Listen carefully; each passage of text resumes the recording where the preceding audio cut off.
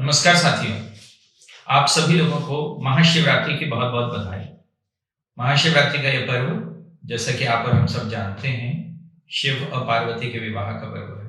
ये महारात्रि भी जो है उसी स्मरण में है। शिव और पार्वती का विवाह अपने आप में एक ट्रांस हिस्टोरिकल घटना है और उसके बहुत से अर्थ हैं जो कि हमारे मानवीय समाज के लिए भी बहुत उपयोगी है। आज हम उसी के संदर्भ में चर्चा करेंगे। शिव पार्वती के विवाह के पीछे एक पृष्ठभूमि है। पार्वती सती का पुनर्जन्म है और इसलिए विवाह जो है यहाँ पर एक जन्म जन्म का संबंध है, जो कि भारतीय परंपरा में बहुत माना भी जाता है। उसी की स्थापना इसके जरिए होती है। मार्क्स और एंजल्स तो विवाह को संपत्ति के प्रबंधन और अंतरण की एक व्यवस्था मानते थे, उसका भी एक बूर्जुआ रूप। जबकि यहाँ आप देखेंगे कि शिव तो ठन गोपाल है और पार्वती भी तपस्या करके अपर्णा हो चुकी है। सप्तर्षि पार्वती को समझा रहे हैं कि शिव का न तो घर है न द्वार, और उधर पार्वती जो है सप्तर्षियों को जवाब दे रही हैं कि मुझे आभूषणों में कोई रुचि नहीं है। मायालिप्त जीवों को ही आभूषण आदि में रुचि होती है। शिव स्वयं भी अपने बारे में किसी तरह का डिल्यूशन पार्वती के मन में नहीं रहे, तो इसलिए वो एक वृद्ध विप्र के रूप में भीख मांगने के लिए वहां जाते हैं और स्वयं अपनी ही बुराइयां हैं वो गिनाने लगते, और वो कहते हैं कि वे शिव तो हाथ में भीख मांगने के लिए खोपड़ी लिए रहते हैं, तुम सोने की मुद्रा देकर बदले में उतना ही बड़ा कांच क्यों लेना चाहती हो? रत्नों के उत्तम भंडार को त्याग कर तुम लोहा पाने की इच्छा करती हो। कहाँ तुम्हारे अंगों में दिव्य आभूषण और कहाँ शिव के अंगों में लिपटे हुए सर्प?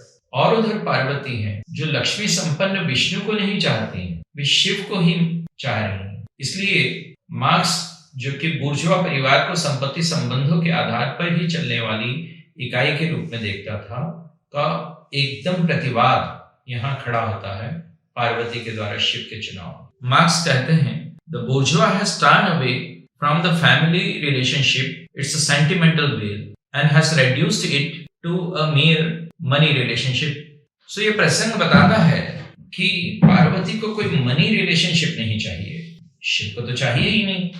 मार्क्स कहते हैं कि the bourgeois sees in his wife a mere instrument of production, लेकिन शिव अपनी पत्नी को न तो उस बुर्जुआ तरीके से देखते हैं और न मार्क्स की तरह ही वे परिवार को और पत्नी को और उसके कर्तव्यों को हिपोक्रिटिकली कंसील्ड प्रोस्टिट्यूशन मानते हैं।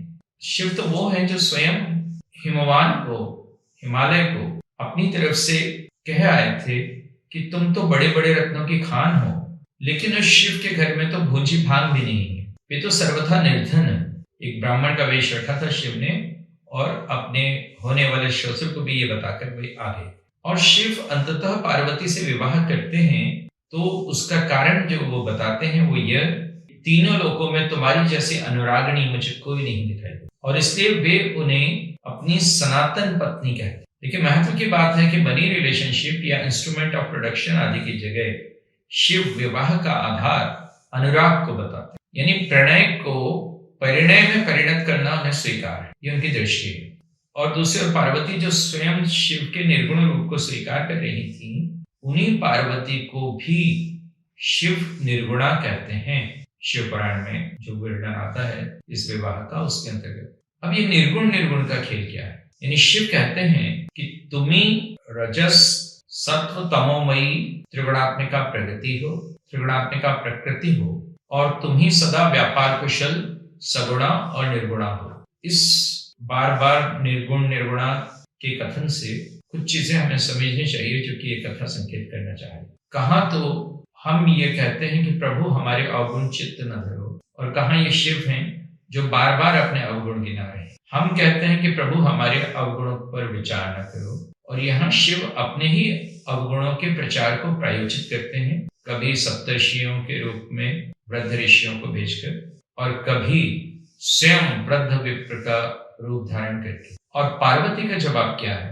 पार्वती अवगुण की बहस को निर्गुण के माध्यम से समाप्त करती है। निर्गुण का अर्थ सिर्फ किसी के भीतर के ईश्वर का दर्शन करना ही नहीं है, बल्कि नाम, रूप, जाति, धर्म, कुल, उपाधि, गोत्र आदि सबसे मुक्त होकर मात्र व्यक्ति को देखना है, उसके भीतर के इंसान को देखना है, उसके भीतर की मनुष्यता को देखना है। सोचो, आज मनुष्य के अद्वैत उपस्थिति की उपेक्षा करके उसे किसी न किसी कोष्ठक में बंद करने की जो कार्यवाहियां चल रही हैं, शिव की उनसे तीव्र असहमति और शक्ति भी ऐसे ही अद्वैत मनस्क को अपना जीवन साथी बनाना चाहती। शिव के भीतर के उस एसेंस को पार्वती पहचानती है, जिसे पैसों से नहीं तोला जा सकता, जिसका कोई वर्ण नहीं होता, जिसका कोई संप्रदाय नहीं होता, जिसका कोई धर्म नहीं। और इसलिए हमारे यहाँ होने वाले विवाहों को और विवाहों के प्रचलित हो चुके ढर्रे को शिव पार्वती का विवाह एक सदैव प्रति उपस्थिति के रूप चुनौती देता है। हम तो ये देखते हैं कि लड़का किस पद पर है, और इससे पहले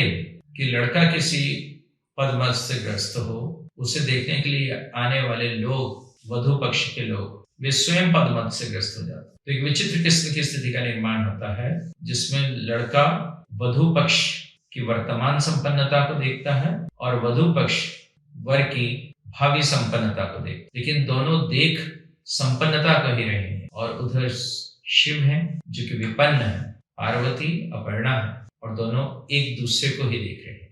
पैसा और पद देखना हमारे विवाह परंपराओं में कुछ इतना ज्यादा आ गया है कि विवाह अब संविदा भी नहीं बल्कि एक सौदा हो गया। और इसलिए शिव पार्वती का विवाह एक ऐसा विवाह है जो संबंधों के अध्यात्म को देख। और इसीलिए शिव पार्वती विवाह के पूर्व कामदेव दहन का जो प्रसंग है, वो ये बताता है कि विवाह मात्र सेक्सुअल रिलेशनशिप नहीं है। विवाह कहीं ज्यादा बड़े प्रयोजन को सिद्ध करने के लिए है। वह एक ऐसी अंतरंगता है जो सामाजिकता और दैहिकता दोनों को अतिक्रांत करती है। वह एक दूसरे के भीतर के जागतिक की पहचान है, कॉस्मिक की पहचान। वह 7 जन्मों का रिश्ता भी नहीं है। शिव और शिवा का संबंध ये बताता है कि वह सनातन रिश्ता, ऐसा रिश्ता कि जिसमें इन संबंधों की चिरंतनता के बावजूद ऊब नहीं है, आनंद है।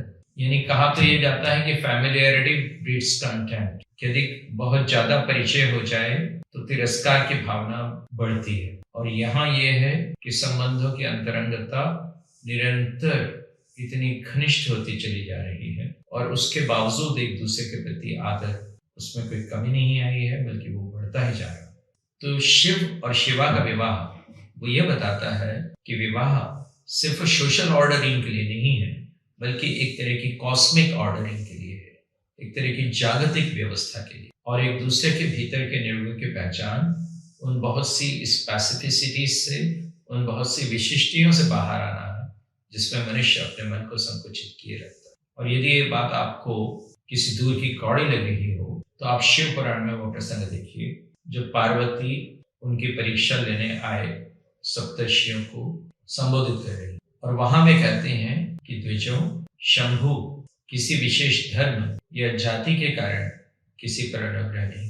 तो शिव और शिवा का ये रिश्ता टाइम और स्पेस की सरहदों के पार जाता हुआ रिश्ता। इस संबंध के माध्यम से विवाह नामक संस्था के साथ भारतीय दर्शन के व्यवहार में भी परिवर्तन हो, और उसके मद्देनजर हमें कुछ बातों पर ध्यान रखना चाहिए। आपको याद है कि पार्वती से विवाह करने से पूर्व शिव की पत्नी थी सती। सती की मृत्यु के बाद शिव एक निरंतर चलती हुई तपस्या में डूब गए थे। शिव के क्षितिज पर पार्वती का उदय एक बात की घटना है। सती के साथ पूरा एक प्रसंग घटा था, जिसमें कि सती ने भगवान राम की परीक्षा लेने के लिए सीता का रूप धारण किया। और सीता का रूप जब धारण किया था शिव के मना करने के बावजूद भी, तो वो जब लौट के आई राम की महिमा से परिचित होकर, तो वे स्वयं अत्यंत संकुचित हो आई।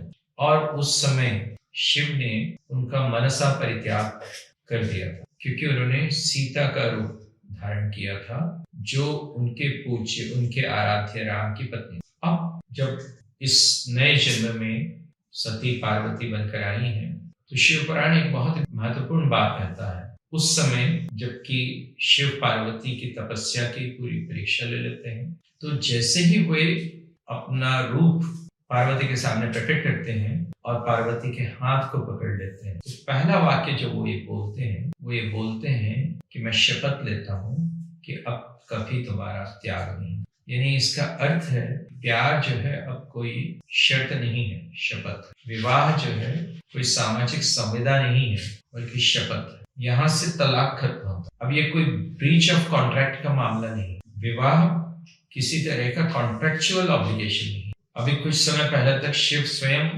उन देवताओं को जो कि शिव को विवाह करने के लिए तैयार करने हेतु बहुत सी चिरौरी कर रहे थे, उन देवताओं को अभी कुछ देर पहले शिव समझा रहे थे कि विवाह बांध रखने के लिए एक बहुत बड़ी बेड़ी की तरह है। वे ही शिव अब शपथ लेते हैं कि मैं कभी तुम्हारा परित्याग न, पाणी ग्रहण की अब कभी अवमानना नहीं होगी, इसलिए वे पार्वती की पाणी, पार्वती का हाथ पकड़ते। अब शिव हाथ से नहीं निकलने देंगे इस निष्ठावान प्यार को। सती से बिछड़कर हाथ मलते रह गए थे शिव, कितनी बार उन्होंने स्वयं को भी आड़े हाथों दिया था, लेकिन अब शिव हाथ पर हाथ धर करने बैठे थे। अब शिव के सारे रिजर्वेशंस खत्म हो गए हैं। जब पार्वती ने तपस्या की थी तो शिव को भक्त वत्सल मानकर की, लेकिन जब तपस्या पूर्ण हुई तो उन्हें वे प्रभु नहीं मिले जो कि भक्त वत्सल है, बल्कि वे प्रभु मिले जो उनके प्रेम है। इसलिए शिव पार्वती के इस विवाह में यह भी होता है कि उनकी बारात में हर तरह के